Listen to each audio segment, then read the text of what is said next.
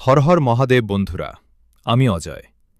পবিত্র শ্রাবণ মাসে মহাদেবের মন্দিরে যারা ভালোবাসার মানুষের হাত ধরে পা বাড়াচ্ছেন, তাদের উদ্দেশ্যে করে কিছু কথা বলতে চাই। আজ যেভাবে একসাথে শ্রাবণ মাসে মহাদেবের মন্দিরে জল ঢালতে যাচ্ছেন, জীবনের কঠিন পথগুলোতেও ঠিক এভাবেই একে অপরের হাত শক্ত করে ধরে রাখবেন। জল ঢেলে বের হওয়ার পর যেন অজুহাত না শোনানো হয়, বাড়ির লোক মানছে না, আয় কম কিংবা জাত আলাদা।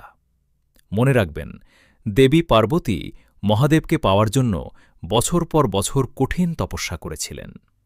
কত বিলাসবহুল প্রস্তাব ফিরিয়ে দিয়ে তিনি শুধু শিবকেই চেয়েছেন। নিঃস্বার্থ ভালোবাসাই মহাদেবের আসল আশীর্বাদ। মহাদেবের দরবারে দাঁড়িয়ে ভালোবাসার নামে ছলনা করলে যে হাত তিনি মিলিয়ে দেন, তা দূরে ঠেলে দিতেও দ্বিধা করেন না। তাই ভালোবাসলে শিব পার্বতীর মতো সত্যি ও নিঃস্বার্থভাবে ভালোবাসুন।